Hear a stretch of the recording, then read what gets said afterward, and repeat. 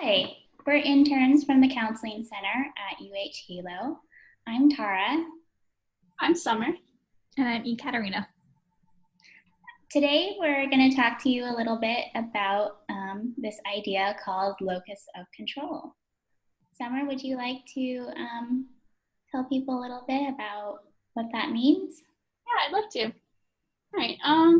I know, like, some people have probably heard this term, some people haven't. The internal locus of control and the external locus of control. So what we're talking about is basically how much control do you perceive yourself having in your environment, in your life. So when we say an internal locus of control, what we mean is a mindset that kind of resembles a feeling of responsibility and kind of power over your surroundings and the things that happen to you. So maybe a person with an internal locus of control might perceive their grades as being 100% or like the majority of percent, their responsibility. Like if they fail a class, they're going to assume it was because of something they did, not because of something outside of themselves. If their car breaks, maybe they'll assume it's because they didn't get the oil changed, not because it was like a bad brand of car. Someone with a really external locus of control is kind of someone that might perceive things as being outside of their grasp. So maybe an external locus of control would look like, like my relationships aren't doing so well because the people around me aren't putting enough energy into them. Or maybe, like my lawn is, full of fire ants because of people, bringing fire ants to my town. So there's nothing I can do about it.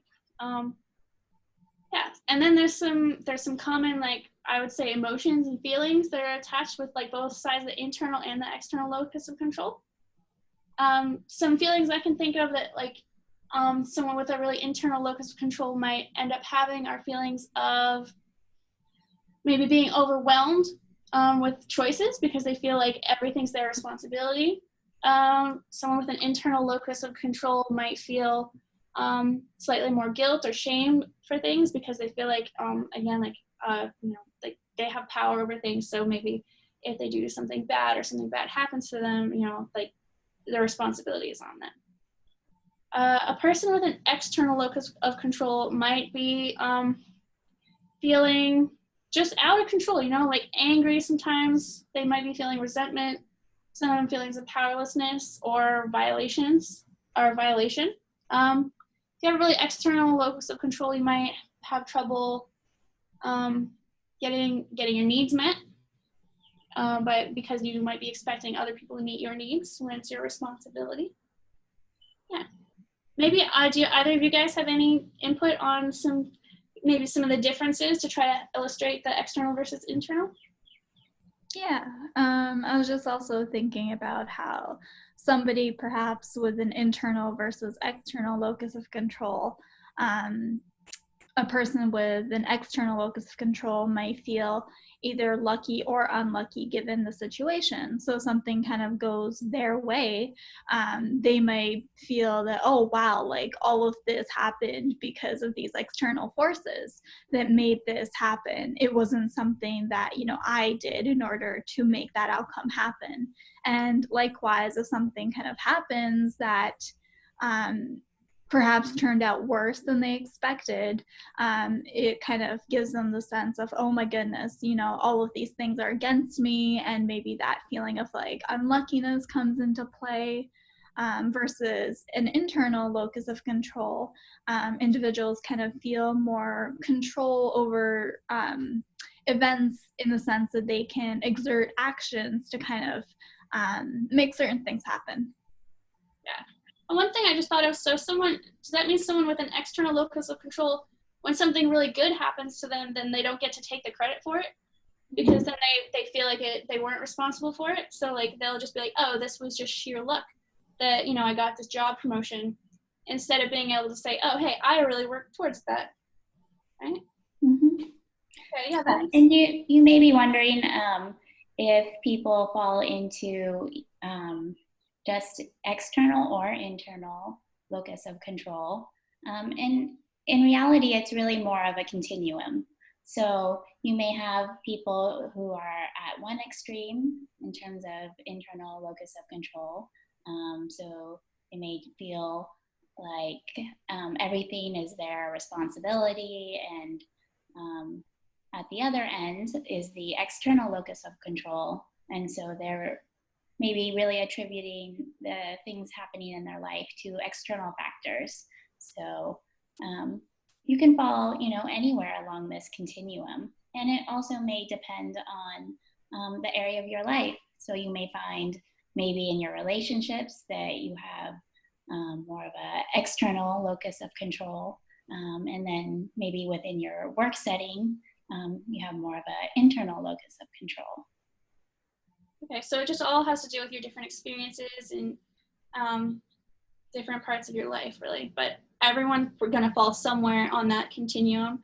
There's going to be extremes, and then there's going to be probably a lot of people in the middle, right? Mm-hmm. Definitely. Yeah, and I think the other fact to discuss is that,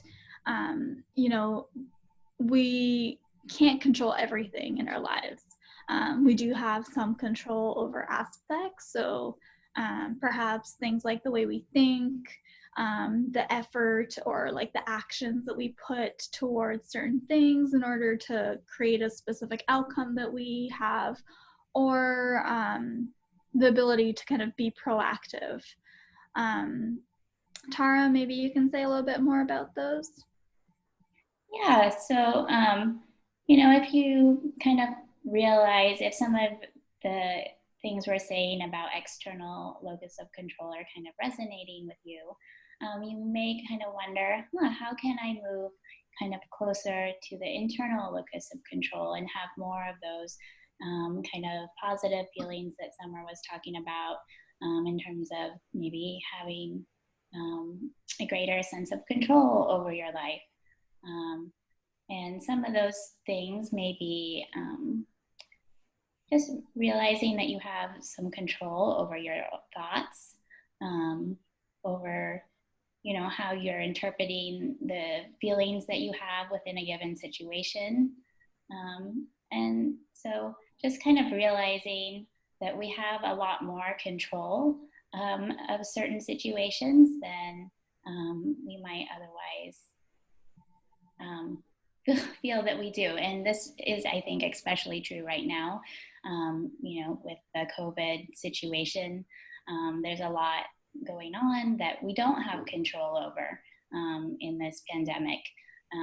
We're being given a lot of information that make us feel kind of scared and worried. And so with that example, just keeping in mind that we do have control over our individual environments, over, how much news we choose to watch. So I don't know if either of you have anything else to share on that thought. Kind of sounds like you're just like, in a way, like having more of an internal locus is kind of like almost like kind of like a way of saying that you're like claiming some autonomy, or like you're kind of like you're reaching for some independence and some self-sufficiency in sort of in your environment and in your life. Yeah, maybe just like it more, it's like another way of wording it, I guess. Yeah, that kind of reminds me of a way I have of kind of thinking about it visually. So when we say internal and external locuses of control, so I have these handy dandy circles I've drawn here, guys, to kind of illustrate this idea. So, excuse the crayon. So as far as control, we all have this, we have like this circle of control in the middle that I like to say that these are the choices we really think that we have a good hold on and that we're like totally responsible for, right? Outside of that little circle of control, I like to say we have a circle of influence. And that circle of influence could just be things that maybe they're not like decisions we can make in a minute, but they're definitely things that, we know we impact. We know we impact these things. We don't have complete, mastery over them, but we impact them. So we don't exactly control it. And then outside of the influence, we have this sphere of concern. These are things that we know about, maybe eventually in the long term we could impact, but we definitely don't have control over today. Another way I kind of like to think of these circles is in terms of time, because they're kind of time related. So in control, these are all choices maybe that you can make in like a day or two, or like, you know, something like you'd be like, I'm going to make this choice and then, you know, see it through in like one like attention span maybe. And then influence, maybe you could think of that as like a couple weeks or months. You know, these are choices that you make and then you can see the results of a couple months, like maybe like a grade in a class, right? Maybe this would be like an assignment in a class that you have control over. Influence would be like you're influencing the grade you get in the class. And then concern, maybe that would be like the education of your lifetime. So anytime you have a situation where you're feeling kind of out of control and you don't really know how much influence you have over things, I kind of like to make these circles be like, so what choices do I have today that I can control, that I can really get a grasp on? What am I influencing the next couple months? And then overall, like where am I headed? What's going on? And so that's kind of a visual way of thinking of this. You can make your own circles and choose a topic. And then you could like put like, here's all the decisions that like I know like are right in my grasp. Here's all the decisions that I have right in my arm span, you know? And the bigger one, these are all the things like floating around, just like, you know, worry about the ones in the center and it radiates outwards. Yeah. So it's just like a little tool I like to think about this with. So in the example of like, let's say I got into a car accident, can you kind of lead me through how that would work in terms of using this diagram? Okay, maybe like recovering from the car accident, or kind of thinking about how you got into the car accident in the first place. Mm. Which one do you think that would be, like that you'd like to explore? Maybe actually getting into a car accident. Okay, like preventing it? Sure. Okay, all right, so preventing the car accident. So like, well, first, like, let me say, like, we can't always prevent these things, you know, sometimes like, okay, so control might be, I wear my seatbelt every day. I look both ways before I turn out into an intersection. Influence, maybe it would be that I encourage the safe driving of other people. I don't let people drunk drive home if I see that they've had a couple too many drinks to drink. Maybe I make sure to like research the type of car I buy, that it has good airbags and that it's like safe for my needs. And then concern, maybe the way I vote, you know, like I vote for like someone that like makes sensible traffic laws, or I vote for better driver's education, something like that. That would be in my sphere of concern for trying to like have control over whether this car accident happens to me, what's going on. Yeah. Yeah. Okay. That makes sense. Thanks. Yeah, that's a very helpful diagram, Summer. Thanks, guys. So kind of, I think along those lines, kind of not to say that either external or internal locus of control is bad. There has been kind of research conducted to indicate that a more internal locus of control, kind of that ability to have more control over our actions, can lead us to develop more confidence, and also kind of increase our happiness, and kind of not only affect maybe our present situation, but kind of on the broader scale, it can really influence the way that we're feeling mentally and physically. Yeah. What do you guys think? Yeah. Sorry, go ahead. Go ahead.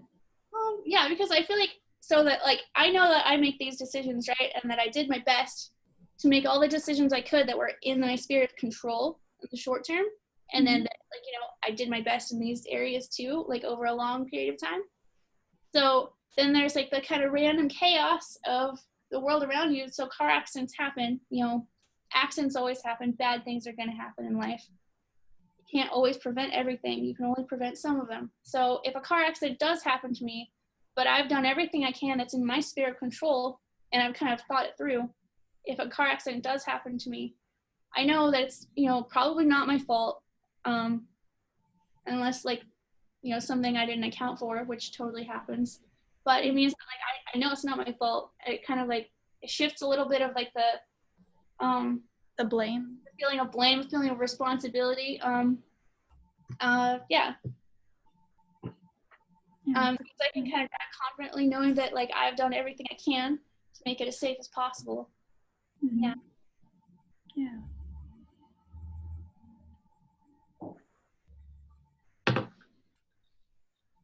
I was also like really worried about a situation, just say like what can I control? What is things that I can't control as much and are kind of outside of my grasp right now. And Tara, I know that you found a measure about kind of trying to assess what our locus of control might be. Can you kind of maybe speak a little bit more on that?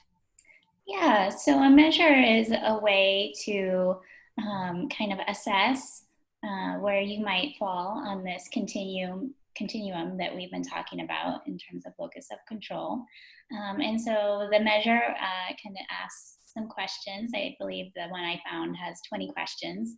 So it just asks some questions, and then as you answer, it'll kind of help determine whether you have more of an internal or external locus of control. So it can be helpful to kind of take this assessment and find out kind of where you fall in this continuum, and maybe you realize, oh, okay, I fall more towards the external side of operating in terms of control, and maybe it's like if you realize you're really external, then you realize actually maybe you could like have a bunch more control than you thought you did, and that's actually kind of cool. Exactly. Yeah. Mm-hmm. And so I believe ECAT, you had found some information about how mindfulness can be helpful in kind of developing that internal sense of locus of control. Yeah, so kind of when we're being mindful, we're aware that everything is kind of under constant change, and therefore we can kind of respond accordingly.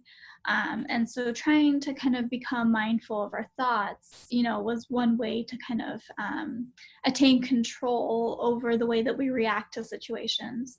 So even though sometimes, for instance, kind of the state of the world as it is today, we can't kind of control perhaps who gets sick, but we can control in the sense of really paying attention to ourselves and how we're mentally doing. And we can do this by just simply noticing the thoughts that are coming and going. If you're kind of noticing some intrusive mental thoughts that might be kind of impacting your day-to-day, there's a simple way of detaching from that moment. So as you're kind of noticing these thoughts come up in your head, imagine pinning these thoughts to a cloud and watching that cloud drift by. Or another useful imagery scenario could be to imagine a conveyor belt with a box. And whenever you're noticing these thoughts, simply put them away and kind of pack them up and ship them out. So that way we can really kind of gain more control over our thoughts and the way that we think, which will kind of increase our ability or the way we react physically and mentally during stressful situations. Yeah, one thing I like to remember about that is that thoughts aren't facts.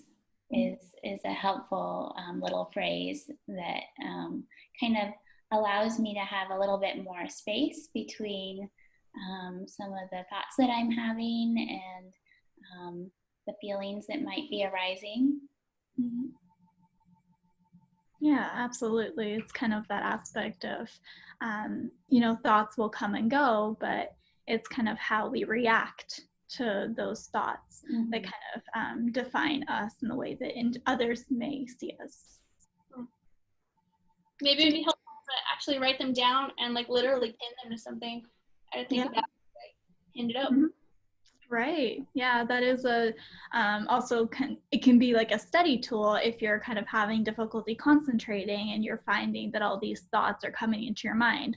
Just grab a piece of paper and write down what's kind of on your mind. And by physically placing that on a piece of paper, it will kind of free up that mental space in order to help us do the mental task that's at hand. Any last closing remarks, you guys?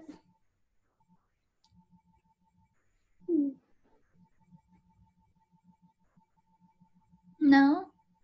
I think we covered some good ground today. Yeah. Let us know if you have any questions or yeah.